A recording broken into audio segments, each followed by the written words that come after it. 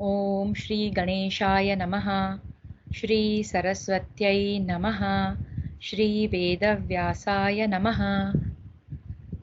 नारायणं नमस्कृत्य नरं चैव नरोत्तमं देवीं सरस्वतीं व्यासं ततो जयमुदीरयेत्। आजगर पर्व षट्सप्तत्यधिकशततमोऽध्यायः। भीमसेन की युधिष्ठिर से बातचीत और पांडवों का गंधमादन से प्रस्थान। जन्मेजय उवाच। जन्मेजय ने पूछा, भगवन, रथियों में श्रेष्ठ महावीर अर्जुन जब इंद्र भवन से दिव्यास्त्रों का ज्ञान प्राप्त करके लौट आए, तब उनसे मिलकर कुंती कुमारों ने पुनः कौन सा कार्य किया? तो महावीर अर्जुन जब इंद्र भवन से दिव्यास्त्रों को लेकर वापस आए ज्ञान प्राप्त कर कर, तो कुंती कुमारों ने फिर कौन सा कार्य किया? वैशंपायन उवाच। वैशंपायन जी बोले, राजन, वे नरश्रेष्ठ वीर पांडव इंद्र तुल्य पराक्रमी अर्जुन के साथ उस परम रमणीय शैल शिखर पर कुबेर की क्रीड़ा भूमि के अंतर्गत उन्हीं वनों में सुख से विहार करने लगे। वहां कुबेर के अनुपम भवन बने हुए थे। नाना प्रकार के वृक्षों के निकट अनेक प्रकार के खेल होते रहते थे। उन सबको देखते हुए किरीटधारी अर्जुन बहुधा वहां विचरा करते और हाथ में धनुष लेकर सदा अस्त्रों के अभ्यास में संलग्न रहते थे। राजन, राजकुमार पांडवों को राजाधिराज कुबेर की कृपा से वहां का निवास प्राप्त हुआ था। वे वहां रहकर भूतल के अन्य प्राणियों के ऐश्वर्य सुख की अभिलाषा नहीं रखते थे। उनका वह समय बड़े सुख से बीत रहा था। वे अर्जुन के साथ वहां 4 वर्षों तक रहे, परंतु उनको वह समय एक रात के समान ही प्रतीत हुआ। पहले के 6 वर्ष तथा वहां के 4 वर्ष, इस प्रकार सब मिलकर पांडवों के वनवास के 10 वर्ष आनंद पूर्वक बीत गए। तदनंतर एक दिन अर्जुन तथा वीरवर नकुल सहदेव, जो देवराज के समान पराक्रमी थे, एकांत में राजा युधिष्ठिर के पास बैठे थे। उस समय वेगशाली वायुपुत्र भीमसेन यह हितकर एवं प्रिय वचन बोले। कुरुराज, आपकी प्रतिज्ञा को सत्य करने की इच्छा से और आपका प्रिय करने की अभिलाषा रखने के कारण हम लोग यह वनवास छोड़कर दुर्योधन का अनुचरों सहित वध करने नहीं जा रहे हैं। अब हमारे निवास का यह 11वां वर्ष चल रहा है। हम लोग सुख भोगने के अधिकारी थे, परंतु दुर्योधन ने हमारा सुख छीन लिया। उसकी बुद्धि तथा स्वभाव अत्यंत अधम है। उस दुष्ट को धोखा देकर हम अपने अज्ञातवास का समय भी सुखपूर्वक बिता लेंगे। भूप शिरोमणे, आपकी आज्ञा से हम मानापमान का विचार छोड़कर निशंक हो वन में विचरते रहेंगे। पहले किसी निकटवर्ती स्थान में रहकर दुर्योधन आदि के मन में वहीं खोज करने का लोभ उत्पन्न करेंगे और फिर वहां से दूर देश में चले जाएंगे, जिससे उन्हें हमारा पता न लग सकेगा। अब अज्ञातवास को कैसे हैंडल करना है, इसका थोड़ा विचार चल रहा है। भीमसेन अपना मत बता रहे हैं। वहां 1 वर्ष तक गुप्त रूप से निवास करके जब हम लौटेंगे, तब अनायास ही उस निराधम दुर्योधन की जड़ उखाड़ देंगे। नरेंद्र, नीच दुर्योधन आज अपने अनुचरों से घिरकर सुखी हो रहा है। उसने जो वैर का वृक्ष लगा रखा है, उसे हम फल फूल सहित उखाड़ फेंकेंगे और उससे वैर का बदला लेंगे। अतः धर्मराज, आप यहाँ से चलकर पृथ्वी पर निवास करें। नरदेव, इसमें संदेह नहीं कि हम लोग इस स्वर्ग तुल्य प्रदेश में विचरते रहने पर भी अपना सारा शोक अनायास ही निवृत्त कर सकते हैं। परंतु ऐसा होने पर चराचर जगत में आपकी पुण्यमयी कीर्ति नष्ट हो जाएगी। इसलिए कुरुवंश शिरोमणि, अपने पूर्वजों के उस महान राज्य को प्राप्त करके ही हम और कोई सत्कर्म करने योग्य हो सकते हैं। भरत कुलभूषण महाराज, आप कुबेर से जो सम्मान या अनुग्रह प्राप्त कर रहे हैं, इसे तो सदा ही प्राप्त कर सकते हैं। इस समय तो अपराधी शत्रुओं को मारने और दंड देने का निश्चय कीजिए। राजन, साक्षात वज्रधारी इंद्र भी आपसे भिड़कर आपके भयंकर तेज को नहीं सह सकते। धर्मराज, आपका कार्य सिद्ध करने के लिए दो वीर सदा प्रयत्न करते हैं, गरुड़ध्वज भगवान श्री कृष्ण और शिनी के नाती वीरवर सात्यकी। तो दो लोग हमेशा आपका साथ देते हैं, ऐसा भीम धर्मराज को कह रहे हैं। वो दो लोग कौन हैं? श्री कृष्ण और सात्यकी। ये दोनों आपके लिए देवताओं से भी युद्ध करने में कभी कष्ट का अनुभव नहीं करेंगे। नरदेव शिरोमणे, इन्हीं दोनों के समान अर्जुन भी बल और पराक्रम में अपना सानी नहीं रखते। इसी प्रकार मैं भी बल में किसी से कम नहीं हूं। जैसे भगवान श्री कृष्ण संपूर्ण यादवों के साथ आपके प्रत्येक कार्य की सिद्धि के लिए उद्यत रहते हैं, उसी प्रकार मैं अर्जुन तथा अस्त्रों के प्रयोग में कुशल वीर नकुल सहदेव भी आपकी आज्ञा का पालन करने के लिए सदा सन्नद्ध रहा करते हैं। मतलब हम हमेशा इक्विप्ड रहते हैं। आपको धन की प्राप्ति हो और आपका ऐश्वर्य बढ़े, यही हमारा प्रधान लक्ष्य है। अतः हम लोग शत्रुओं से भिड़कर वैर की शांति करेंगे। वैशंपायन उवाच। वैशंपायन जी कहते हैं, जन्मेजय, तदनंतर धर्म और अर्थ के तत्व को जानने वाले उत्तम ओज से संपन्न श्रेष्ठ महात्मा धर्मपुत्र युधिष्ठिर ने उस समय उन सब के अभिप्राय को जानकर कुबेर के निवास स्थान उस गंधमादन पर्वत की प्रदक्षिणा की। फिर उन्होंने वहां के भवनों, नदियों, सरोवरों तथा समस्त राक्षसों से विदा ली। इसके बाद वे जिस मार्ग से आए थे उसकी ओर देखने लगे। तदनंतर उन विशुद्ध बुद्धि महात्मा युधिष्ठिर ने पुनः गंधमादन पर्वत की ओर देखते हुए उस श्रेष्ठ गिरिराज से इस प्रकार प्रार्थना की, शैलेंद्र, अब अपने मन और बुद्धि को संयम में रखने वाला मैं शत्रुओं को जीतकर अपना खोया हुआ राज्य पाने के बाद सुहृदों के साथ अपना सब कार्य संपन्न करके पुनः तपस्या के लिए लौटने पर आपका दर्शन करूंगा। इस प्रकार युधिष्ठिर ने निश्चय किया। तत्पश्चात समस्त भाइयों और ब्राह्मणों से घिरे हुए कुरुराज युधिष्ठिर उसी मार्ग से नीचे उतरने लगे जहां दुर्गम पर्वत और झरने पड़ते थे। वहां घटोत्कच अपने गणों सहित आकर पहले की तरह उन सबको पीठ पर बिठा वहां से पार कर देता था। महर्षि लोमश ने जब पांडवों को वहां से प्रस्थान करते देखा, तब जिस प्रकार दयालु पिता अपने पुत्र को उपदेश देते हैं, वैसे ही उन्होंने प्रसन्न चित्त होकर सबको उत्तम उपदेश दिया। फिर मन ही मन प्रसन्नता का अनुभव करते हुए वे देवताओं के परम पवित्र स्थान को चले गए। इसी प्रकार राजर्षि आर्ष्टिशेन ने भी उन सबको उपदेश दिया। तत्पश्चात वे नरश्रेष्ठ पांडव पवित्र तीर्थों, मनोहर तपोवनों और अन्य बड़े बड़े सरोवरों का दर्शन करते हुए आगे बढ़े। इस प्रकार श्री महाभारत वन पर्व के अंतर्गत आजगर पर्व में गंधमादन से प्रस्थान विषयक 176वां अध्याय पूरा हुआ। तो यहाँ पर कुबेर के दिए हुए स्थान पर सब पांडव रह रहे थे और अत्यंत आनंदमय थे, क्रीड़ा करते थे, मनोरंजन होता था उनका। तब भीमसेन ने याद दिलाया कि अब जो है 10 वर्ष पूर्ण हो गए हैं, तो हमें अज्ञातवास के बारे में सोचना चाहिए ताकि हम पूरा कर फिर दोबारा दुर्योधन के साथ युद्ध कर अपना राज्य प्राप्त करें, और उसको प्राप्त करके ही हम जो है जनसामान्य का भला कर सकते हैं। और फिर धर्मराज ने विधिवत गंधमादन पर्वत को प्रणाम कर वहां से निकलने के लिए निकलने लगे ये लोग, और लोमश ऋषि और राजर्षियों से भी विदा लिया। सप्तसप्तत्यधिकशततमोऽध्यायः। पांडवों का गंधमादन से बद्रिकाश्रम, सुबाहु नगर और विशाखयूप वन में होते हुए सरस्वती तटवर्ती द्वैत वन में प्रवेश। वैशंपायन उवाच।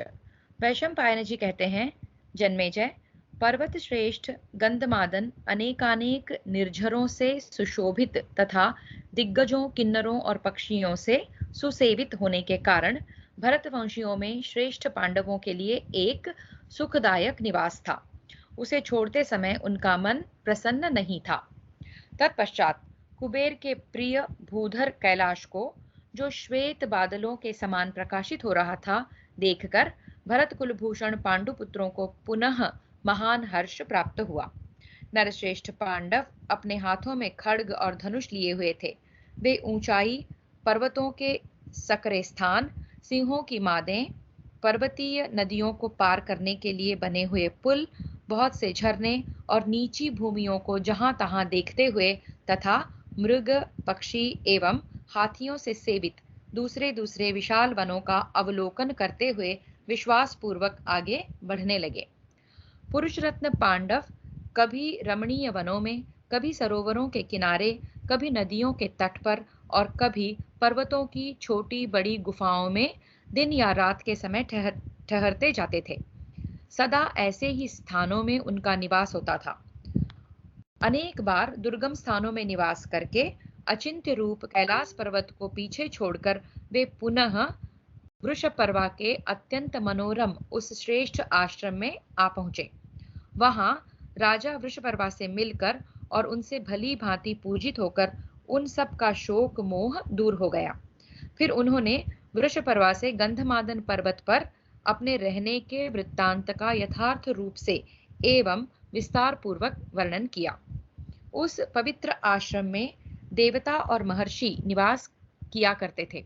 वहां एक रात सुखपूर्वक रहकर वे वीर पांडव विशालापुरी के बद्रिकाश्रम तीर्थ में चले गए और वहां बड़े आनंद से रहे।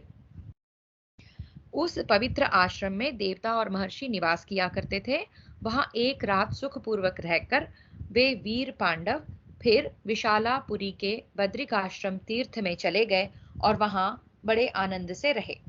तत्पश्चात वहां भगवान नर नारायण के क्षेत्र में आकर सभी महानुभाव पांडवों ने सुखपूर्वक निवास किया और शोक रहित हो कुबेर की उस प्रिय पुष्करिणी का दर्शन किया, जिसका सेवन देवता और सिद्ध पुरुष किया करते थे। संपूर्ण मनुष्यों में श्रेष्ठ वे पांडुपुत्र उस पुष्करिणी का दर्शन करके शोक रहित हो वहां इस प्रकार आनंद का अनुभव करने लगे, मानो निर्मल ब्रह्मर्षि गण इंद्र के नंदन वन में सानंद विचर रहे हो। इसके बाद वे सारे नरवीर जिस मार्ग से आए थे क्रमशः उसी मार्ग से चल दिए। बद्रिकाश्रम में 1 मास तक सुखपूर्वक विहार करके उन्होंने किरात नरेश सुबाहु के राज्य की ओर प्रस्थान किया। कुलिंदी के तुषार, दरद आदि धन धान्य से युक्त और प्रचुर रत्नों से संपन्न देशों को लांघते हुए हिमालय के दुर्गम स्थान को पार करके उन नरवीरों ने राजा सुबाहु का नगर देखा। राजा सुबाहु ने जब सुना कि मेरे राज्य में राजपुत्र पांडव गण पधारे हैं, तब बहुत प्रसन्न होकर नगर से बाहर आ उसने उन सब की अगवानी की। फिर कुरुश्रेष्ठ युधिष्ठिर आदि ने भी उनका बड़ा समादर किया। राजा सुबाहु से मिलकर वे विशोक आदि अपने सारथियों, इंद्रसेन आदि परिचारकों, अग्रगामी सेवकों तथा रसोइयों से भी मिले। तो हमने देखा कि उन्होंने अपने कुछ सारथी और उनके साथ के कुछ लोगों को छोड़कर वो गंधमादन पर्वत की ओर गए थे, क्योंकि उस तरफ जाना कठिन था और कुछ लोग ही जा सकते थे। तो अब वो वापसी में जो है अपने बाकी साथियों से मिल रहे हैं। वहां उन सब ने एक रात बड़े सुख से निवास किया। पांडवों ने अपने सारे सारथियों तथा रथों को साथ ले लिया और अनुचरों सहित घटोत्कच को विदा करके वहां से पर्वतराज को प्रस्थान किया, जहां यमुना का उद्गम स्थान था। झरनों से युक्त हिम राशि उस पर्वत रूपी पुरुष के लिए उत्तरीय का काम करती थी। झरनों से युक्त हिम राशि उस पर्वत रूपी पुरुष के लिए उत्तरीय का काम करती थी। मतलब वो जो झरने थे उस पर्वत के ऊपर, उत्तरीय यानी आप ऊपर जो जैसे शॉल जैसा पहनते हैं वैसा लग रहा था, और उसका अरुण एवं श्वेत रंग का शिखर बाल सूर्य की किरणें पड़ने से सफेद एवं लाल पगड़ी के समान शोभा पाता था। उसके ऊपर विशाखयूप नामक वन में पहुंचकर नरवीर पांडवों ने उस समय निवास किया। वह विशाल वन चैत्ररथ वन के समान शोभायमान था। वहां सुअर, नाना प्रकार के मृग तथा पक्षी निवास करते थे। उन दिनों पांडवों का वहां हिंस्र जीवों को मारना ही प्रधान काम था। वहां वे 1 वर्ष तक बड़े सुख से विचरते रहे। मतलब 11 वर्ष पूरे हो गए अब। उसी यात्रा में भीमसेन एक दिन पर्वत की कंदरा में भूख से पीड़ित एक अजगर के पास जा पहुंचे, जो अत्यंत बलवान होने के साथ ही मृत्यु के समान भयानक था। उस समय उनकी अंतरात्मा विषाद एवं मोह से व्यथित हो उठी। उस अवसर पर धर्मात्माओं में श्रेष्ठ अत्यंत तेजस्वी युधिष्ठिर भीमसेन के लिए द्वीप की भांति अवलंब हो गए। अजगर ने भीमसेन के संपूर्ण शरीर को लपेट लिया था, परंतु युधिष्ठिर ने अजगर को उसके प्रश्नों के उत्तर द्वारा संतुष्ट करके उन्हें छुड़ा दिया। अब इन पांडवों के वनवास का 12वां वर्ष आ पहुंचा था।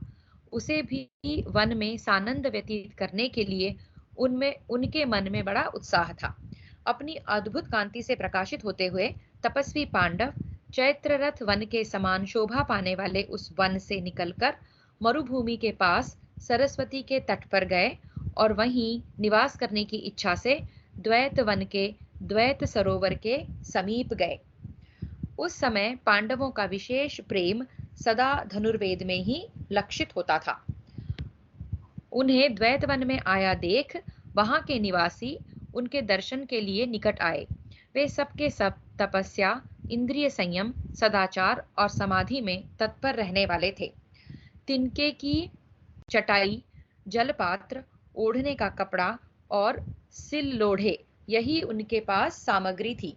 मतलब समाधि में बैठने के लिए, ध्यान करने के लिए जितनी सामग्री लगती है, केवल वही थी जो वहां के द्वैतवन में रहने वाले निवासी थे उनके पास।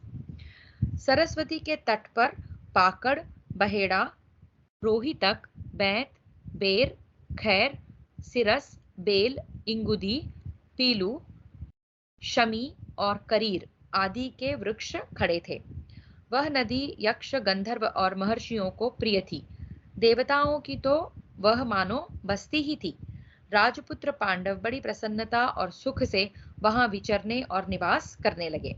इस प्रकार श्री महाभारत वन पर्व के अंतर्गत आजगर पर्व में पांडवों का पुनः द्वैत वन में प्रवेश विषयक 177वां अध्याय पूरा हुआ। तो पांडव जो हैं गंधमादन पर्वत से अपना फिर से उसी रास्ते से वापस आ रहे हैं। घटोत्कच ने उनको गंधमादन का जो मुश्किल एरिया था, कठिन एरिया था, वो क्रॉस करने के लिए हेल्प करी और फिर वो अपने बाकी साथियों से मिलकर सरस्वती नदी के तट पर पहुंचे हैं। और बीच में संक्षेप में एक वर्णन आया कि एक आजगर जो है भीमसेन को जिसने जकड़ लिया था, युधिष्ठिर ने उनके युक्तिपूर्वक प्रश्नों का उत्तर देकर भीमसेन को छुड़ा लिया और वो अब 12वें वर्ष में हैं अपने वनवास के। 8सप्तत्यधिकशततमोऽध्यायः। महाबली भीमसेन का हिंसक पशुओं को मारना और अजगर द्वारा पकड़ा जाना। जन्मेजय उवाच। जन्मेजय ने पूछा, मुने, भयानक पराक्रमी भीमसेन में तो 10,000 हाथियों का बल था, फिर उन्हें उस अजगर से इतना तीव्र भय कैसे प्राप्त हुआ?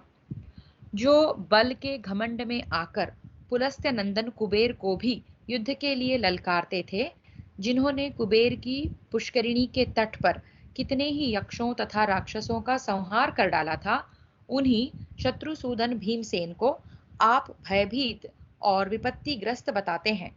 अतः मैं इस प्रसंग को विस्तार से सुनना चाहता हूँ। इसके लिए मेरे मन में बड़ा कौतूहल हो रहा है। वैशंपायन उवाच। वैशंपायन जी ने कहा, राजन, राजर्षि वृषपर्वा के आश्रम से आकर उग्र धनुर्धर पांडव अनेक आश्चर्यों से भरे हुए उस द्वैत वन में निवास करते थे। भीमसेन तलवार बांधकर हाथ में धनुष लिए अकस्मात घूमने निकल जाते और देवताओं तथा गंधर्वों से सेवित उस रमणीय वन की शोभा निहारते थे। उन्होंने हिमालय पर उन प्रदेशों का अवलोकन किया जहां देवर्षि और सिद्ध पुरुष विचरण करते थे तथा अप्सराएं जिनका सदा सेवन करती थी। वहीं भिन्न भिन्न स्थानों में चकोर, उपचक्र, जीव जीवक, कोकिल और भृंगराज आदि पक्षी कलरव करते थे। वहां के वृक्ष सदा फूल और फल देते थे। हिम के स्पर्श से उनमें कोमलता आ गई थी। उनकी छाया बहुत घनी थी और वे दर्शन मात्र से मन और नेत्रों को आनंद प्रदान करते थे। उन वृक्षों से सुशोभित प्रदेशों तथा वैदूर्य मणि के समान रंग वाले हिम सदृश स्वच्छ शीतल सलिल समूह से संयुक्त पर्वतीय नदियों की शोभा निहारते हुए वे सब ओर घूमते थे। नदियों की उस जल राशि में हंस और कारंडव आदि सहस्रों पक्षी किलोलें करते थे। हरिचंदन, तुंग और कालियक आदि वृक्षों से युक्त ऊंचे ऊंचे देवदारू के वन ऐसे जान पड़ते थे मानो बादलों को फांसने के लिए फंदे हों। इतने ऊंचे कि वो बादलों को ऑलमोस्ट टच कर जाते थे। महाबली भीम सारे मरु प्रदेश में शिकार के लिए दौड़ते और केवल बाणों द्वारा हिंसक पशुओं को घायल करते हुए विचरा करते थे। भीमसेन अपने महान बल के लिए विख्यात थे। उनमें सैकड़ों हाथियों की शक्ति थी। वे उस वन में विकराल दाढ़ों वाले बड़े से बड़े सिंह को भी पछाड़ देते थे। भीमसेन का पराक्रम भी उनके नाम के अनुसार ही भयानक था। उनकी भुजाएं विशाल थीं। वे मृगया में प्रवृत्त होकर जहां तहां हिंसक पशुओं, वराहों और भैंसों को भी मारा करते थे। उनमें सैकड़ों मत वाले गजराजों के समान बल था। वे एक साथ 100-100 मनुष्यों का वेग रोक सकते थे। उनका पराक्रम सिंह और शार्दूल के समान था। महाबली भीम उस वन में वृक्षों को उखाड़ते और उन्हें वेग पूर्वक पुनः तोड़ डालते थे। वे अपनी गर्जना से उस वन्य भूमि के प्रदेशों तथा समूचे वन को गुंजाते रहते थे।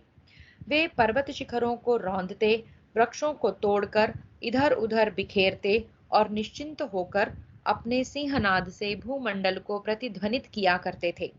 वे निर्भय होकर बार बार वेग पूर्वक कूदते फांदते, ताल ठोंकते, सिंहनाद करते और तालियां बजाते थे। वन में घूमते हुए भीमसेन का बलाभिमान दीर्घ काल से बहुत बढ़ा हुआ था। उस समय उनकी सिंह गर्जना से महान बलशाली गजराज और मृगराज भी भय से अपना स्थान छोड़कर भाग गए। वे कहीं दौड़ते, कहीं खड़े होते और कहीं बैठते हुए शिकार पाने की अभिलाषा से उस महाभयंकर वन में निर्भय विचरते रहते थे। वे नरश्रेष्ठ महाबली भीम उस वन में वनचर भीलों की भांति पैदल ही चलते थे। उनका साहस और पराक्रम महान था। वे गहन वन में प्रवेश करके समस्त प्राणियों को डराते हुए अद्भुत गर्जना करते थे। तदनंतर एक दिन की बात है, भीमसेन के सिंहनाद से भयभीत हो गुफाओं में रहने वाले सारे सर्प बड़े वेग से भागने लगे और भीमसेन धीरे धीरे उन्हीं का पीछा करने लगे। श्रेष्ठ देवताओं के समान कांतिमान महाबली भीमसेन ने आगे जाकर एक विशाल काय अजगर देखा जो रोंगटे खड़े कर देने वाला था। वह अपने शरीर से एक विशाल कंदरा को घेर कर पर्वत के एक दुर्गम स्थान में रहता था। उसका शरीर पर्वत के समान विशाल था। वह महाकाय होने के साथ ही अत्यंत बलवान भी था। उसका प्रत्येक अंग शारीरिक विचित्र चिन्हों से चिन्हित होने के कारण विचित्र दिखाई देता था। उसका रंग हल्दी के समान पीला था। प्रकाशमान चारों दाढ़ों से युक्त उसका मुख गुफा सा जान पड़ता था। उसकी आंखें अत्यंत लाल और आग उगलती सी प्रतीत होती थी। वह बार बार अपने दोनों गलफरों को चाट रहा था। कालांतक तथा यम के समान समस्त प्राणियों को भयभीत कर देने वाला वह भयानक भुजंग अपने उच्च उच्छ्वास और सिंहनाद से दूसरों की भर्त्सना करता सा प्रतीत होता था। मतलब बहुत भयानक था।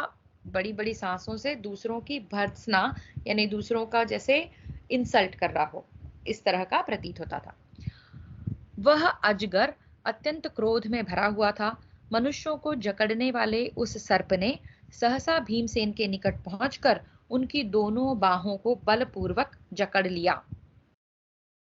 उस समय भीमसेन के शरीर का उससे स्पर्श होते ही वे भीमसेन सहसा अचेत हो गए। ऐसा इसलिए हुआ कि उस सर्प को वैसा ही वरदान मिला था। 10,000 गजराज जितना बल धारण करते हैं, उतना ही बल भीमसेन की भुजाओं में विद्यमान था। उनके बल की और कहीं समता नहीं थी उनके बल की और कहीं समता नहीं थी। ऐसे तेजस्वी भीम भी उस अजगर के वश में पड़ गए। वे धीरे धीरे छटपटाते रहे, परंतु छूटने की अधिक चेष्टा करने में सफल न हो सके। उनकी प्राण शक्ति 10 सहस्त्र हाथियों के समान थी। दोनों कंधे सिंह के कंधों के समान थे और भुजाएं बहुत बड़ी थी। फिर भी सर्प को मिले हुए वरदान के प्रभाव से मोहित हो जाने के कारण सर्प की पकड़ में आकर अपना साहस खो बैठे थे। उन्होंने अपने को छुड़ाने के लिए घोर प्रयत्न किया, किंतु वीरवर भीमसेन किसी प्रकार भी उस सर्प को पराजित करने में सफलता नहीं प्राप्त कर सके।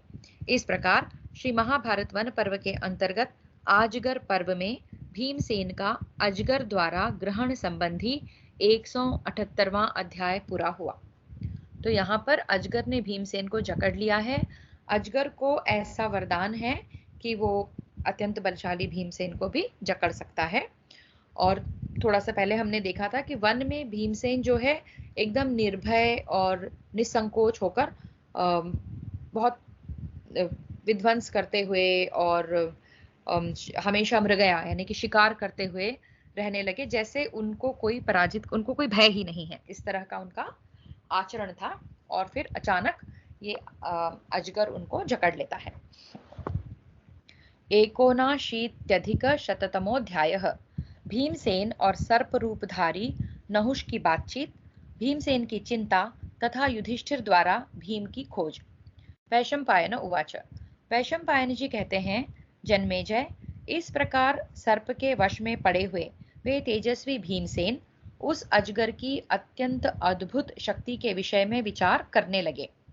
फिर उन्होंने उस महान सर्प से कहा, भुजंग प्रवर, आप स्वेच्छापूर्वक बताइए, आप कौन हैं और मुझे पकड़कर क्या करेंगे। मैं धर्मराज युधिष्ठिर का छोटा भाई पांडुपुत्र भीमसेन हूँ। मुझ में 10,000 हाथियों का बल है, फिर भी न जाने कैसे आपने मुझे अपने वश में कर लिया। मेरे सामने सैकड़ों केसरी, सिंह, व्याघ्र, महिष और गजराज आए, किंतु मैंने सबको युद्ध में मार गिराया। पन्नग श्रेष्ठ, राक्षस, पिशाच और महाबली नाग भी मेरी इन भुजाओं का वेग नहीं सह सकते। परंतु छूटने के लिए मेरे उद्योग करने पर भी आपने मुझे वश में कर लिया। इसका क्या कारण है?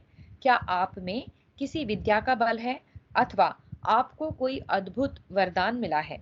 नागराज, आज मेरी बुद्धि में यही सिद्धांत स्थिर हो रहा है कि मनुष्यों का पराक्रम झूठा है, जैसा कि इस समय आपने मेरे इस महान बल को कुंठित कर दिया है।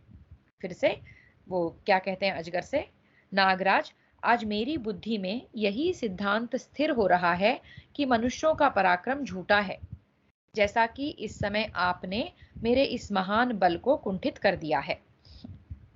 वैशंपायन उवाच। वैशंपायन जी कहते हैं, जन्मेजय, ऐसी बातें करने वाले वीरवर भीमसेन को, जो अनायास ही महान पराक्रम कर दिखाने वाले थे, उस अजगर ने अपने विशाल शरीर से जकड़कर चारों ओर से लपेट लिया। तब इस प्रकार महाबाहु भीमसेन को अपने वश में करके उस भुजंगम ने उनकी दोनों मोटी मोटी भुजाओं को छोड़ दिया और इस प्रकार कहा, महाबाहो, मैं दीर्घ काल से भूखा बैठा था। आज सौभाग्यवश देवताओं ने तुम्हें ही मेरे लिए भोजन के रूप में भेज दिया है। सभी देहधारियों को अपने अपने प्राण प्रिय होते हैं। शत्रुदमन, जिस प्रकार मुझे यह सर्प का शरीर प्राप्त हुआ है, वह आज अवश्य तुमसे बतलाना है। सज्जन शिरोमणे, तुम ध्यान देकर सुनो। तो ये नहुष बता रहा है कि उसे सर्प का शरीर कैसे प्राप्त हुआ। मैं मनीषी महात्माओं के कोप से इस दुर्दशा को प्राप्त हुआ हूँ और इस शाप के निवारण की प्रतीक्षा करते हुए यहाँ रहता हूँ। शाप का क्या कारण है, यह सब तुमसे कहता हूँ, सुनो। मैं राजर्षि नहुष हूँ। अवश्य ही यह मेरा नाम तुम्हारे कानों में पड़ा होगा। मैं तुम्हारे पूर्वजों का भी पूर्वज हूँ। महाराज आयु का वंश वंश प्रवर्तक पुत्र हूँ। महाराज आयु का वंश प्रवर्तक पुत्र हूँ। ये राजर्षि नहुष जो है, जिनको अभी अजगर का शरीर मिला हुआ है, ये पांडवों के, कौरवों के पूर्वज ही हैं, ऐसा वो बता रहे हैं। मैं ब्राह्मणों का अनादर करके महर्षि अगस्त्य के शाप से इस अवस्था को प्राप्त हुआ हूँ। मेरे इस दुर्भाग्य को अपने आंखों देख लो। तुम यद्यपि अवध्य हो, क्योंकि मेरे ही वंशज हो, देखने में अत्यंत प्रिय लगते हो, तथापि आज तुम्हें अपना आहार बनाऊंगा। देखो विधाता का कैसा विधान है। नरश्रेष्ठ, दिन के छठे भाग में कोई भैंसा अथवा हाथी ही क्यों न हो, मेरी पकड़ में आ जाने पर किसी तरह छूट नहीं सकता। कौरव श्रेष्ठ, तुम तिर्यक योनि में पड़े हुए किसी साधारण सर्प की पकड़ में नहीं आए हो, किंतु मुझे ऐसा ही वरदान मिला है, इसलिए मैं तुम्हें पकड़ सका हूं। जब मैं इंद्र के सिंहासन से भ्रष्ट हो शीघ्रतापूर्वक श्रेष्ठ विमान से नीचे गिरने लगा, उस समय मैंने मुनि श्रेष्ठ भगवान अगस्त्य से प्रार्थना की कि प्रभो, मेरे शाप का अंत नियत कर दीजिए। उस समय उन तेजस्वी महर्षि ने दया से द्रवित होकर मुझसे कहा, राजन, कुछ काल के पश्चात तुम इस शाप से मुक्त हो जाओगे। उनके इतना कहते ही मैं पृथ्वी पर गिर पड़ा, परंतु आज भी वह पुरानी स्मरण शक्ति मुझे छोड़ नहीं सकती। यद्यपि यह वृत्तांत बहुत पुराना हो चुका है, तथापि जो कुछ जैसे हुआ था वह सब मुझे ज्यों का त्यों स्मरण है। महर्षि ने मुझसे कहा था कि जो तुम्हारे पूछे हुए प्रश्नों का विभाग पूर्वक उत्तर दे दे, वही तुम्हें शाप से छुड़ा सकता है। राजन, जैसे तुम पकड़ लोगे फिर से पढ़ते हैं। राजन, जिसे तुम पकड़ लोगे वह बलवान से बलवान प्राणी क्यों न हो, उसका भी धैर्य छूट जाएगा, एवं तुमसे अधिक शक्तिशाली पुरुष क्यों न हो, सबका साहस शीघ्र ही खो जाएगा। इस प्रकार मेरे प्रति हार्दिक दया भाव उत्पन्न हो जाने के कारण उन दयालु महर्षियों ने जो बात कही थी वह भी मैंने स्पष्ट सुनी। तत्पश्चात वे सारे ब्रह्मर्षि अंतर्धान हो गए। महाद्युते, इस प्रकार मैं अत्यंत दुष्कर्मी होने के कारण इस अपवित्र नरक में निवास करता हूँ। इस सर्प योनि में पड़कर इससे छूटने के अवसर की प्रतीक्षा करता हूँ। तब महाबाहु भीम ने उस अजगर से कहा, महासर्प, न तो मैं आप पर क्रोध करता हूँ और न अपनी ही निंदा करता हूँ, क्योंकि मनुष्य सुख दुख की प्राप्ति अथवा निवृत्ति में कभी असमर्थ होता है और कभी समर्थ। अतः किसी भी दशा में अपने मन में ग्लानि नहीं आने देनी चाहिए। कौन ऐसा मनुष्य है जो पुरुषार्थ के बल से दैवों को वंचित कर सके? मैं तो दैव को ही बड़ा मानता हूँ, पुरुषार्थ व्यर्थ है। देखिए, दैव के आघात से आज मैं अकारण ही यहाँ इस दशा को प्राप्त हो गया हूँ। नहीं तो मुझे अपने बाहुबल का बड़ा भरोसा था, परंतु आज मैं अपनी मृत्यु के लिए उतना शोक नहीं करता हूँ जितना कि राज्य से वंचित हो जाने में पड़े हुए अपने भाइयों के लिए मुझे शोक हो रहा है। एक सेकंड, हाँ, भीमसेन कहाँ से जवाब देना शुरू किया है? ये भीमसेन के है ना। तब महाबाहु भीम ने अजगर से कहा, महासर्प, न तो मैं आप पर क्रोध करता हूँ और न अपनी ही निंदा करता हूँ, क्योंकि मनुष्य सुख दुख की प्राप्ति अथवा निवृत्ति में कभी असमर्थ होता है और कभी समर्थ। अतः किसी भी दशा में अपने मन में ग्लानि नहीं आने देनी चाहिए। कौन ऐसा मनुष्य है जो पुरुषार्थ के बल से दैव को वंचित कर सके? मैं तो दैव को ही बड़ा मानता हूँ, पुरुषार्थ व्यर्थ है। ये भीमसेन कह रहे हैं। देखिए, दैव के आघात से आज मैं अकारण ही यहाँ इस दशा को प्राप्त हो गया हूँ।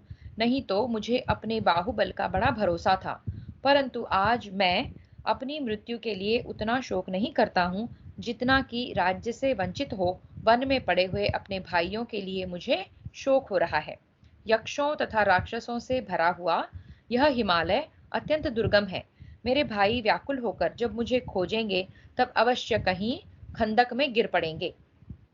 मेरी मृत्यु हुई सुनकर वे राज्य प्राप्ति का सारा उद्योग छोड़ बैठेंगे।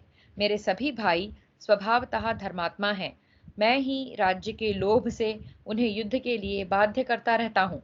अथवा बुद्धिमान अर्जुन विषाद में नहीं पड़ेंगे, क्योंकि वे संपूर्ण अस्त्रों के ज्ञाता हैं।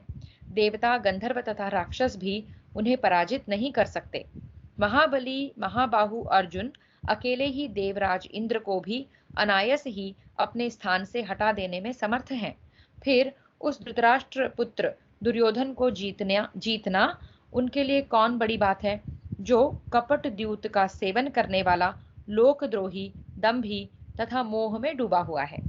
मैं पुत्रों के प्रति स्नेह रखने वाली अपनी उस दीन माता के लिए शोक करता हूँ, जो सदा यह आशा रखती है कि हम सभी भाइयों का महत्व शत्रुओं से बढ़ चढ़कर हो। भुजंगम, मेरे मरने से मेरी अनाथ माता के वे सभी मनोरथ जो मुझ पर अवलंबित थे कैसे सफल सकेंगे।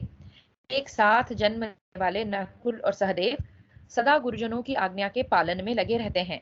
मेरे बाहुबल से सुरक्षित हो वे दोनों भाई सर्वदा अपने पौरुष पर अभिमान रखते हैं।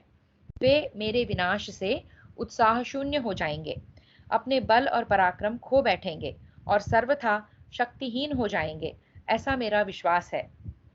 जन्मेजय, उस समय भीमसेन ने इस तरह की बहुत सी बातें कहकर देर तक विलाप किया। वे सर्प के शरीर से इस प्रकार जकड़ गए थे कि हिल डुल भी नहीं सकते थे। उधर कुंतीनंदन युधिष्ठिर अनिष्ट सूचक भयंकर उत्पातों को देखकर बड़ी चिंता में पड़े वे व्याकुल हो गए। उनके आश्रम से दक्षिण दिशा में जहां आग लगी हुई थी, एक डरी हुई सियारिन खड़ी हो दारुण अमंगल सूचक आर्तनाद करने लगी। एक पांख, एक आंख तथा एक पैर वाली भयंकर और मलिन वर्तिका, यानी कि बटेर चिड़िया, एक टाइप की चिड़िया, सूर्य की ओर रक्त उगलती हुई दिखाई दी। उस समय कंकड़ बरसाने वाली रूखी और प्रचंड वायु बह रही थी और पशु पक्षियों के संपूर्ण शब्द दाहिनी ओर हो रहे थे। पीछे की ओर से काला कौवा जाओ जाओ की रट लगा रहा था और उनकी दाहिनी बाह बार बार फड़क उठती थी। उनके हृदय तथा बाएं पैर में पीड़ा होने लगी। बाईं आंख में अनिष्ट सूचक विकार उत्पन्न हो गए। भारत, परम बुद्धिमान धर्मराज युधिष्ठिर ने भी अपने मन में महान भय मानते हुए द्रौपदी से पूछा, भीमसेन कहाँ है? द्रौपदी ने उत्तर दिया, उनको यहां से गए बहुत देर हो गई। यह सुनकर महाबाहु महाराज युधिष्ठिर महर्षि धौम्य के साथ उनकी खोज के लिए चल दिए। जाते समय उन्होंने अर्जुन से कहा, द्रौपदी की रक्षा करना। फिर उन्होंने नकुल और सहदेव को ब्राह्मणों की रक्षा एवं सेवा के लिए आज्ञा दी। शक्तिशाली कुंतीनंदन युधिष्ठिर ने उस महान वन में भीमसेन के पदचिन्ह देखते हुए उस आश्रम से निकलकर सब ओर खोजा। पहले पूर्व दिशा में जाकर हाथियों के बड़े बड़े यूथपतियों को देखा। वहां की भूमि भीमसेन के पद चिन्हों से चिन्हित थी। वहां से आगे बढ़ने पर उन्होंने वन में सैकड़ों सिंह और हजारों अन्य हिंसक पशु पृथ्वी पर पड़े देखे। देखकर भीमसेन के मार्ग का अनुसरण करते हुए राजा ने उसी वन में प्रवेश किया। वायु के समान वेगशाली वीरवर भीमसेन के शिकार के लिए दौड़ने पर मार्ग में उनकी जांघों के आघात से टूटकर पड़े हुए बहुत से वृक्ष दिखाई दिए। तब उन्हीं पद चिन्हों के सहारे जाकर उन्होंने पर्वत की कंदराओं में अपने भाई भीमसेन को देखा, जो अजगर की पकड़ में आकर चेष्टा शून्य हो गए थे।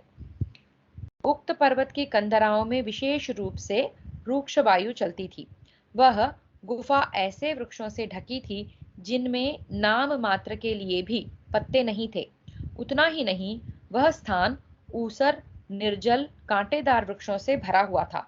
पत्थर, ठूंठ और छोटे वृक्षों से व्याप्त अत्यंत दुर्गम और ऊंचा नीचा था। कैसा था वो स्थान? जिनमें नाम मात्र के लिए भी पत्ते नहीं थे। उतना ही नहीं, वह स्थान ऊसर, निर्जल, कांटेदार वृक्षों से भरा हुआ था। पत्थर, ठूंठ और छोटे वृक्षों से व्याप्त अत्यंत दुर्गम और ऊंचा नीचा था। इस प्रकार श्री महाभारत वन पर्व के अंतर्गत आजगर पर्व में युधिष्ठिर को भीमसेन के दर्शन से संबंध रखने वाला 179वां अध्याय पूरा हुआ। तो वहां भीमसेन जो है नहुष की पकड़ में आ जाते हैं। नहुष अपना परिचय देते हैं कि मैं भीमसेन को कहते हैं कि मैं तुम्हारा पूर्वज हूं और तुम मेरे ही वंशज हो। और युधिष्ठिर को यहाँ कुछ संकेत होता है, कुछ अपशकुन महसूस होता है कि भीमसेन शायद किसी मुश्किल में है। और फिर वो द्रौपदी को पूछते हैं कि भीमसेन कहाँ है, और भीमसेन बहुत देर से गायब है। तो अर्जुन को कहते हैं द्रौपदी की रक्षा करना, नकुल सहदेव को कहते हैं कि ब्राह्मणों की ओर रक्षा करना, और धौम्य ऋषि को साथ में लेकर वो भीमसेन को ढूंढने के लिए उनके पद चिन्हों को देखते हुए निकल पड़े हैं। 80-शततमोऽध्यायः। युधिष्ठिर का भीमसेन के पास पहुंचना और सर्प रूपधारी नहुष के प्रश्नों का उत्तर देना। वैशंपायन उवाच।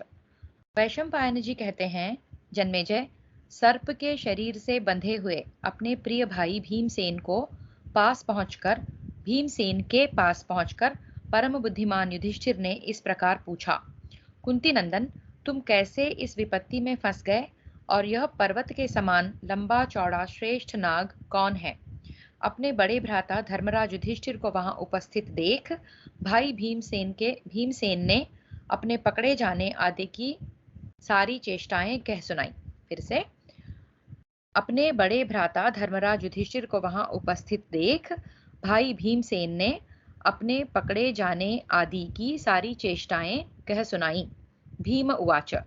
भीम बोले, आर्य, ये वायुभक्षी सर्प के रूप में बैठे हुए महान शक्तिशाली साक्षात राजर्षि नहुष हैं। इन्होंने मुझे अपना आहार बनाने के लिए पकड़ रखा है। युधिष्ठिर उवाच। तब युधिष्ठिर ने सर्प से कहा, आयुष्मन, आप मेरे इस अनंत पराक्रमी भाई को छोड़ दें, हम लोग आपकी भूख मिटाने के लिए दूसरा भोजन देंगे। सर्प उवाच। सर्प बोला, राजन, यह राजकुमार मेरे मुख के पास स्वयं आकर मुझे आहार रूप में प्राप्त हुआ है। तुम जाओ, यहाँ ठहरना उचित नहीं है, अन्यथा कल तक तुम भी मेरे आहार बन जाओगे। महाबाहो, मेरा यह नियम है कि मेरी अधिकृत भूमि के भीतर जो भी आ जाए वह मेरा भक्ष्य बन जाएगा। तात, इस समय तुम भी मेरी अधिकार की सीमा में ही आ गए हो। दीर्घ काल तक उपवास करने के बाद आज यह तुम्हारा छोटा भाई मुझे आहार रूप में प्राप्त हुआ है, अतः न तो मैं इसे छोड़ूंगा और न इसके बदले में दूसरा आहार ही लेना चाहता हूं। युधिष्ठिर उवाच। युधिष्ठिर ने कहा, सर्प, तुम कोई देवता हो या दैत्य, अथवा वास्तव में सर्प ही हो? सच बताओ। तुमसे युधिष्ठिर प्रश्न कर रहा है। भुजंगम, किस लिए तुमने भीमसेन को ही अपना ग्रास बनाया है?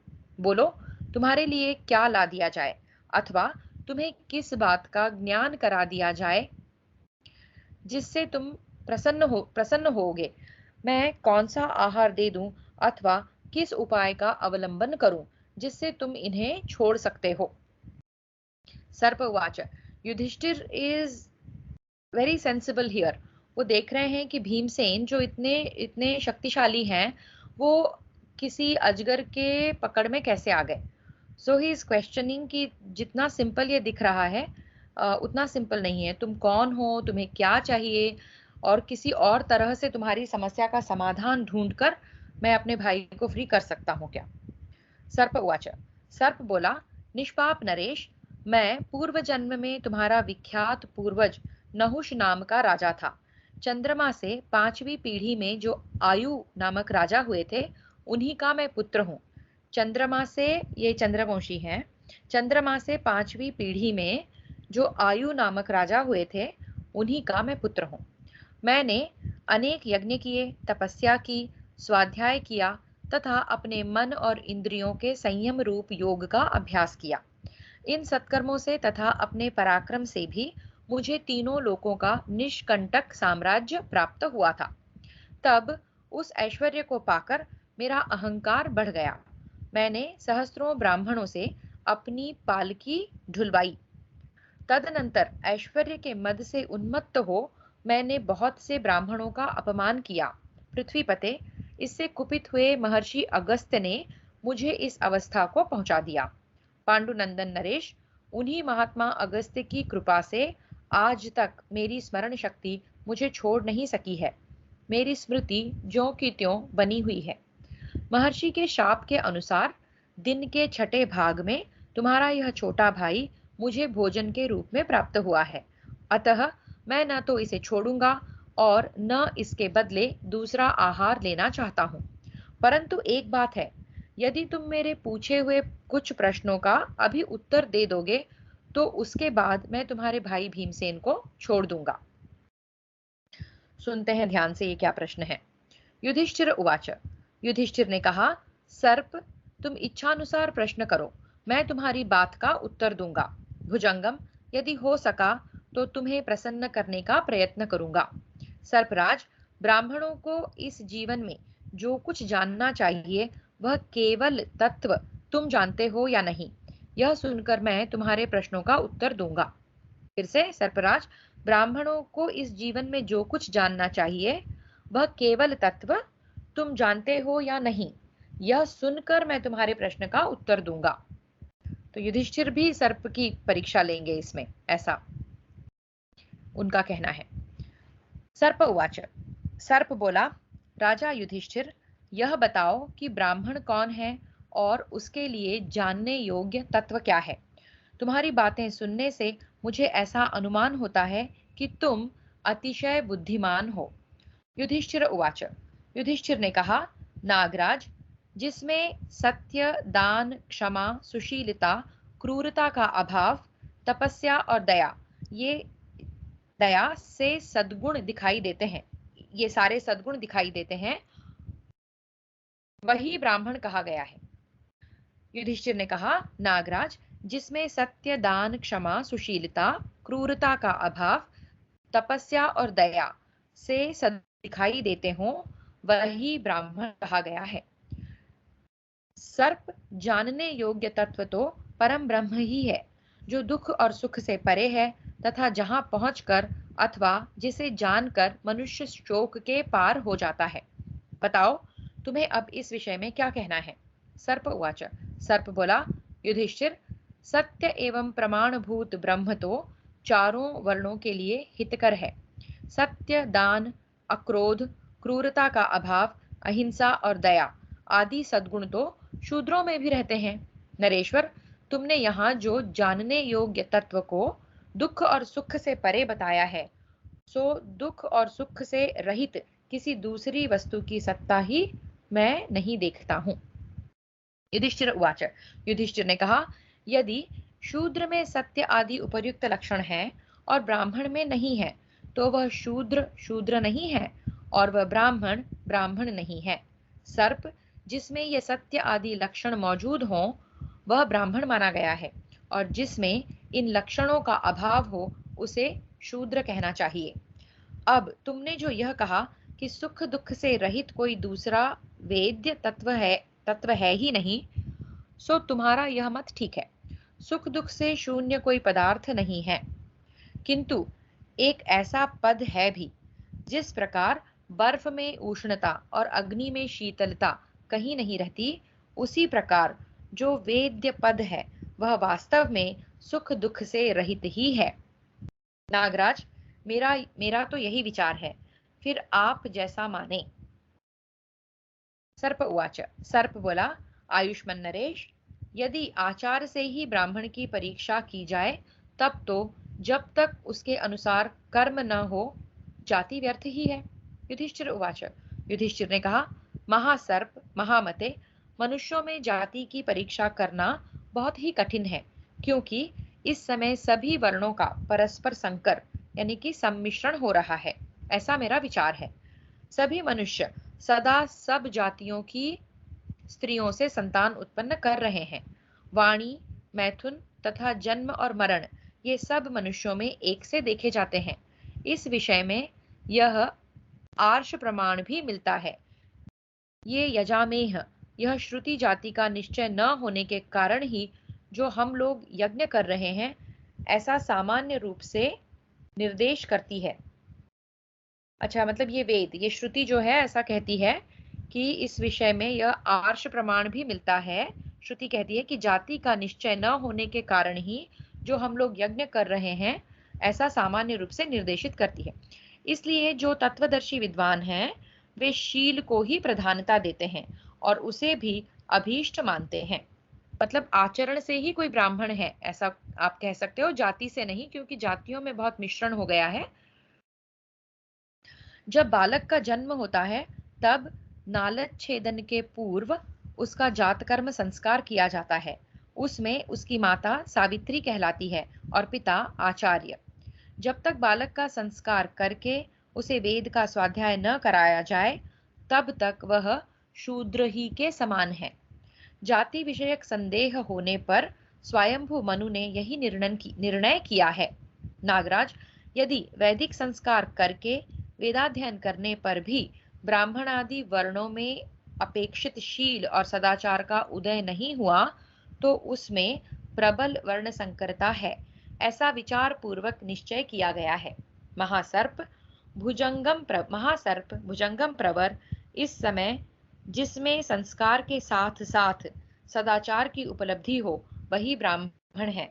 यह बात मैं ही बता चुका हूँ। सर्पवाच, सर्प बोला, युधिष्ठिर, तुम जानने योग्य सभी बातें जानते हो। मैंने तुम्हारी बात अच्छी तरह सुन ली। अब मैं तुम्हारे भाई भीमसेन को कैसे खा सकता हूँ। इस प्रकार श्री महाभारत वन पर्व के अंतर्गत आजगर पर्व में युधिष्ठिर सर्प संवाद विषयक 180वां अध्याय पूरा हुआ। तो यहाँ एक प्रश्न पूछा है नहुष ने केवल, और युधिष्ठिर ने उसका जो उत्तर दिया है उससे वो प्रसन्न है। ही इज कन्विंस्ड कि युधिष्ठिर को पता है। आगे देखते हैं। 81 युधिष्ठिर द्वारा अपने प्रश्नों का उचित उत्तर पाकर संतुष्ट हुए सर्प रूपधारी नहुष का भीमसेन को छोड़ देना तथा युधिष्ठिर के साथ वार्तालाप करने के प्रभाव से सर्प योनि से मुक्त होकर स्वर्ग जाना। युधिष्ठिर उवाच, युधिष्ठिर ने पूछा, तुम संपूर्ण वेद वेदांगों में पारगामी हो, लोक में तुम्हारी ऐसी ही ख्याति है। बताओ, किस कर्म के आचरण से सर्वोत्तम गति प्राप्त हो सकती है। तो यहाँ युधिष्ठिर पूछ रहे हैं सर्प को, किस कर्म के आचरण से सर्वोत्तम गति प्राप्त हो सकती है। सर्प उवाच, सर्प ने कहा, भारत, इस विषय में मेरा विचार यह है कि मनुष्य सत्पात्र को दान देने से, सत्य और प्रिय वचन बोलने से तथा अहिंसा धर्म में तत्पर रहने से स्वर्ग यानी कि उत्तम गति पा सकता है। युधिष्ठिर उवाच, युधिष्ठिर ने पूछा, नागराज, दान और सत्य में किसका पलड़ा भारी देखा जाता है। अहिंसा और प्रिय भाषण, इनमें से किसका महत्व अधिक है और किसका कम, यह बताओ। सर्प उवाच, सर्प ने कहा, महाराज, दान, सत्य तत्व, अहिंसा और प्रिय भाषण, इनकी गुरुता और लघुता कार्य की महत्ता के अनुसार देखी जाती है। तो ये कॉन्टेक्चुअल है क्या, किस गुरुता और लघुता मतलब किसका स्थान बड़ा है किसका स्थान छोटा है, ये कार्य की महत्ता के अनुसार देखी जाती है। राजेंद्र, किसी दान से सत्य का ही महत्व बढ़ जाता है और कोई कोई दान ही सत्य भाषण से अधिक महत्व रखता है। महान धनुर्धर भूपाल, इसी प्रकार कहीं तो प्रिय वचन की अपेक्षा अहिंसा का गौरव अधिक देखा जाता है और कहीं अहिंसा से भी बढ़कर प्रिय भाषण का महत्व दृष्टिगोचर होता है। राजन, इस प्रकार इनके गौरव लाघव का निश्चय कार्य की अपेक्षा से ही होता है। अब और जो कुछ भी प्रश्न तुम्हें अभीष्ट हो वह पूछो, मैं यथासाध्य उत्तर देता हूँ। युधिष्ठिर उवाच, युधिष्ठिर ने पूछा, सर्प, मनुष्य को स्वर्ग की प्राप्ति और कर्मों का निश्चय रूप से मिलने वाला फल किस प्रकार देखने में आता है, एवं देहाभिमानी से रहित पुरुष की गति किस प्रकार होती है, इन विषयों को मुझसे भली भांति कहिए। क्या प्रश्न है। मनुष्य को स्वर्ग की प्राप्ति और कर्मों का निश्चय रूप से मिलने वाला फल किस प्रकार देखने में आता है, एवं देहाभिमान से रहित पुरुष की गति किस प्रकार होती है? सर्प उवाच। सर्प ने कहा, राजन, अपने अपने कर्मों के अनुसार जीवों की 3 प्रकार की गतियां देखी जाती हैं। स्वर्ग लोक की प्राप्ति, मनुष्य योनि में जन्म लेना और पशु पक्षी आदि योनियों में तथा नरक में उत्पन्न होना। बस ये ही 3 गतियां हैं। यहाँ बता रहे हैं नरक में उत्पन्न होना क्या है। Let's see. ये ही क्रमशः ऊर्ध्व गति, मध्य गति और अधोगति है। ओके, स्वर्ग प्राप्त होना ऊर्ध्व गति, फिर से मनुष्य रूप में जन्म लेना मध्यम गति, और पशु पक्षी आदि योनियों में या नरक में उत्पन्न होना जो है निचली गति। इनमें से जो जीव मनुष्य योनि में उत्पन्न होता है, पर यदि आलस्य और प्रमाद का त्याग करके अहिंसा का पालन करते हुए दान आदि शुभ कर्म करता है, तो उसे इन पुण्य कर्मों के कारण स्वर्ग लोक की प्राप्ति होती है। राजेंद्र, इसके विपरीत कारण उपस्थित होने पर मनुष्य योनियों में तथा पशु पक्षी आदि योनियों में जन्म लेना पड़ता है। तात, पशु पक्षी आदि योनियों में जन्म लेने का जो विशेष कारण है, उसे भी यहाँ बतलाया जाता है। जो काम, क्रोध, लोभ और हिंसा में तत्पर होकर मानवता से भ्रष्ट हो जाता है, अपनी मनुष्य होने की योग्यता को भी खो देता है, वही पशु पक्षी आदि योनियों में जन्म लेता है। फिर मनुष्य जन्म की प्राप्ति के लिए उसका तिर्यक योनि से उद्धार होता है। गौओं तथा अश्वों को भी इस योनि से छुटकारा मिलकर देवत्व की प्राप्ति होती है। यह बात देखी जाती है। तात, प्रयोजनवश वही यह जीव इन्हीं 3 गतियों में भटकता रहता है। कर्म फल को चाहने वाला देहाभिमानी जीव परवशता से बार बार जन्म लेता है और दुख सुख का उपभोग करता है, किंतु तात, जो कर्म फल में आसक्त नहीं है, वह प्रजाजनों के पालन की भावना वाला द्विज अपने आत्मा को नित्य परब्रह्म परमात्मा में भली भांति स्थित कर देता है। तो जो कर्म फल के में आसक्त बिना हुए काम करता है, वो परब्रह्म परमात्मा में अपने आप को स्थित कर लेता है। युधिष्ठिर उवाच। युधिष्ठिर ने पूछा, सर्प, शब्द, स्पर्श, रूप, रस तथा गंध, इनका आधार क्या है? आप शांत चित्त होकर इसे यथार्थ रूप से बताइए। महामते पन्नग श्रेष्ठ, मन विषयों का एक ही साथ ग्रहण क्यों नहीं करता? इन उपर्युक्त सब बातों को समझाइए। सर्प उवाच। सर्प ने कहा, आयुष्मन, स्थूल, सूक्ष्म और कारण शरीरों का आश्रय लेने वाला और इंद्रियों से युक्त जो आत्मा नामक द्रव्य है, वही विधि पूर्वक नाना प्रकार के भोगों को भोगता है। भरत श्रेष्ठ, ज्ञान, बुद्धि और मन, ये ही शरीर में इसके कारण समझो। फिर से, स्थूल, सूक्ष्म और कारण शरीर का आश्रय लेने वाला और इंद्रियों से युक्त जो आत्मा नामक द्रव्य है, वही विधि पूर्वक नाना प्रकार के भोगों को भोगता है।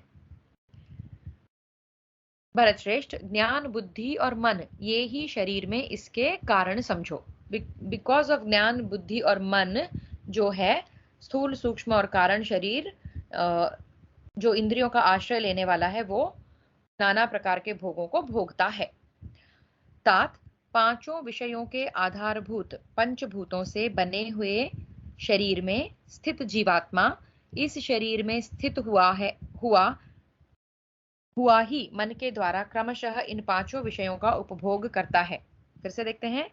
5 विषयों के आधारभूत पंचभूतों से बने हुए शरीर में स्थित जीवात्मा इस शरीर में स्थित हुआ ही मतलब इसी शरीर में रहकर वो जीवात्मा मन के द्वारा क्रमशः इन 5 विषयों का उपभोग करता है। कौन से 5 विषय? जो शब्द, स्पर्श, रूप, रस, गंध हमने कहा था। नरश्रेष्ठ, विषयों के उपभोग के समय बुद्धि के द्वारा इस जीवात्मा का मन किसी एक ही विषय में नियंत्रित कर दिया जाता है, इसलिए उसके द्वारा एक ही साथ अनेक विषयों का ग्रहण संभव नहीं हो पाता। ये बड़ा इंटरेस्टिंग है कि ये जो 5 प्रकार के हमारे अनुभव हैं, सूंघना, सुनना, ये हम एक एक करके ही समझ पाते हैं, ऐसा कहा जा रहा है यहाँ पे। पुरुष सिंह, वही आत्मा दोनों भवों के बीच स्थित होकर उत्तम अधम बुद्धि को भिन्न भिन्न द्रव्यों की ओर प्रेरित करता है। बुद्धि की क्रिया के उत्तर काल में भी विद्वान पुरुष को एक अनुभूति दिखाई देती है। नृपश्रेष्ठ, यही क्षेत्रज्ञ आत्मा को प्रकाशित करने वाली विधि है।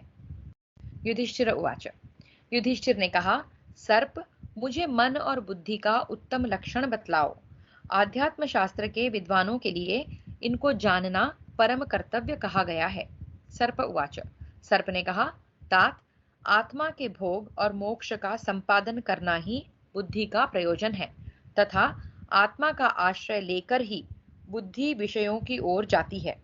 इस कारण वह आत्मा का अनुसरण करने वाली मानी जाती है। वह भी आत्मा की चेतन शक्ति के संबंध से ही है तथा बुद्धि के गुण विधान से अर्थात उसकी ज्ञान शक्ति के प्रभाव से ही मन उस गुण से संपन्न होता है, यानी इंद्रियों के विषयों को ग्रहण करने में समर्थ हो जाता है। अतः बुद्धि तो कार्य के आरंभ से प्रकट होती है और मन सदैव प्रकट रहता है। कार्य को देखकर ही कारण की सत्ता व्यक्त होती है, यह न्याय है। तात, मन और बुद्धि की यह विशेषता ही इन दोनों का अंतर है। तुम भी तो इस विषय के अच्छे ज्ञाता हो, अतः बताओ तुम्हारी कैसी मान्यता है। युधिष्ठिर उवाच। युधिष्ठिर बोले, बुद्धिमानों में श्रेष्ठ, तुम्हारी यह बुद्धि बड़ी उत्तम है। तुम तो जानने योग्य वस्तु को जान चुके हो, फिर मुझसे क्यों पूछते? तुम तो सर्वज्ञ तथा स्वर्ग के निवासी थे। तुमने बड़े अद्भुत कर्म किए थे। भला तुम्हें कैसे मोह हो गया, अर्थात ब्राह्मणों का अपमान कैसे कर बैठे? इस बात को लेकर मेरे मन में बड़ा संशय हो रहा है। सर्प उवाच। सर्प ने कहा, राजन, यह धन संपत्ति बड़े बड़े बुद्धिमान और शूरवीर मनुष्यों को भी मोह में डाल देती है। मेरा तो ऐसा विश्वास है कि सुख विलास में डूबे हुए सभी लोग मोहित हो जाते हैं। युधिष्ठिर, इसी तरह मैं भी ऐश्वर्य के मोह से मदोन्मत्त हो गया और मुझे उस समय चेत हुआ जबकि मेरा अधः पतन हो चुका था। अतः अब तुम्हें सचेत कर रहा हूं। परंतप महाराज, आज तुमने मेरा बहुत बड़ा कार्य किया। इस समय तुम जैसे श्रेष्ठ पुरुष से वार्तालाप करने के कारण मेरा वह अत्यंत कष्टदायक शाप निवृत्त हो गया। पूर्व काल में जब मैं स्वर्ग का राजा था, दिव्य विमान पर चढ़कर आकाश में विचरता रहता था। उस समय अभिमान से मत्त होकर मैं दूसरे किसी को कुछ नहीं समझता था। ब्रह्मर्षि, देवता, गंधर्व, यक्ष, राक्षस और नाग आदि जो भी इस त्रिलोकी में निवास करने वाले प्राणी थे, वे सब मुझे कर देते थे, यानी मुझे टैक्स देते थे। राजन, उन दिनों मैं जिस प्राणी की ओर आंख उठाकर देखता था, उसका तेज तत्काल हर लेता था। यह थी मेरी दृष्टि की शक्ति। हजारों ही ब्रह्मर्षि मेरी पालकी ढोते थे। महाराज, मेरे इसी अत्याचार ने मुझे स्वर्ग की राज्य लक्ष्मी से भ्रष्ट कर दिया। स्वर्ग में मुनिवर अगस्त्य जब मेरी पालकी ढो रहे थे, तब मैंने उन्हें लात मारी। इसलिए उन्होंने मुझे ऐसा कहा कि तू निश्चय ही सर्प हो जा। उनके इतना कहते ही मेरे सभी राज चिन्ह लुप्त हो गए। मैं सर्प होकर उस उत्तम विमान से नीचे गिरा। उस समय मुझे ज्ञात हुआ कि मैं सर्प होकर नीचे मुंह किए गिर रहा हूं। तब मैंने शाप का अंत होने के उद्देश्य से उन ब्रह्मर्षि से याचना करते हुए कहा। सर्प उवाच। सर्प ने कहा, भगवन, मैं प्रमादवश विवेक शून्य हो गया था, इसीलिए मुझसे यह घोर अपराध हुआ है। आप कृपया क्षमा करें। तब मुझे गिरते देख वे महर्षि दया से द्रव कर बोले, राजन, धर्मराज युधिष्ठिर तुम्हें इस शाप से मुक्त करेंगे। महाराज, जब तुम्हारे इस अभिमान और घोर पाप का फल क्षीण हो जाएगा, तब तुम्हें फिर तुम्हारे पुण्यों का फल प्राप्त होगा। उस समय मुझे उनकी तपस्या का महान बल देखकर बड़ा आश्चर्य हुआ। राजन, उनका ब्रह्म ज्ञान और ब्राह्मणत्व देखकर भी मुझे बड़ा विस्मय हुआ। इसलिए इस विषय में मैंने तुमसे पहले प्रश्न किया था। राजन, सत्य, इंद्रिय संयम, तपस्या, दान, अहिंसा और धर्मपरायणता, ये सद्गुण ही सदा मनुष्यों को सिद्धि की प्राप्ति कराने वाले हैं। जाति और कुल नहीं। ये रहे तुम्हारे भाई महाबली भीमसेन, जो सर्वथा सकुशल हैं। महाराज, तुम्हारा कल्याण हो। अब मैं पुनः स्वर्ग लोक को जाऊंगा। पुरुष सिंह पार्थ, तुम्हारे शुभागमन से तुम्हारे शुभागमन से ही यह पुण्य काल प्राप्त हुआ है। इस कारण तुमने मेरा बहुत बड़ा कार्य सिद्ध कर दिया। वैशंपायन उवाच। वैशंपायन जी कहते हैं, जन्मेजय, तदनंतर उसी मुहूर्त में एक इच्छानुसार चलने वाला उत्तम विमान बड़े जोर की उड़ान के साथ वहां आ पहुंचा। युधिष्ठिर से पूर्वोक्त बातें कहकर राजा नहुष ने अजगर का शरीर त्याग दिया और दिव्य शरीर धारण करके वे पुनः स्वर्ग लोक को चले गए। धर्मात्मा युधिष्ठिर भी भाई भीमसेन से मिलकर उनके और धौम्य मुनि के साथ फिर अपने आश्रम पर लौट आए। तब धर्मराज युधिष्ठिर ने वहां एकत्र हुए सब ब्राह्मणों को भीमसेन के सर्प के चुंगल से छूटने वाला वह सारा वृत्तांत कह सुनाया। राजन, यह सुनकर सब ब्राह्मण, उनके तीनों भाई और यशस्विनी द्रौपदी सबके सब बड़े लज्जित हुए। तब पांडवों के हित की इच्छा से वे सभी श्रेष्ठ ब्राह्मण भीमसेन को उनके दुस्साहस की निंदा करते हुए बोले, अब कभी ऐसा न करना। पांडव लोग महाबली भीमसेन को भय से मुक्त हुआ देख हर्ष से उल्लसित हो उठे और प्रसन्नता पूर्वक वहां विचरने लगे। इस प्रकार श्री महाभारत वन पर्व के अंतर्गत आजगर पर्व में भीमसेन के सर्प के भय से छूटने से संबंध रखने वाला 181वां अध्याय पूरा हुआ। यहाँ हमने धर्मराज और नहुष के बीच में ब्रह्म ज्ञान और तत्व ज्ञान को लेकर संवाद देखा। नहुष भी कुछ प्रश्न पूछते हैं तो युधिष्ठिर भी कुछ प्रश्न पूछते हैं, और फिर नहुष को जो है श्राप से मुक्ति मिल जाती है। वो स्वर्गलोक वापस चले गए हैं और भीमसेन सुरक्षित आ गए हैं, और सबने भीमसेन को समझाया है कि इस तरह का अहंकार भरा आचरण वो दें, ऐसा फिर दोबारा न करें। हरि ओम।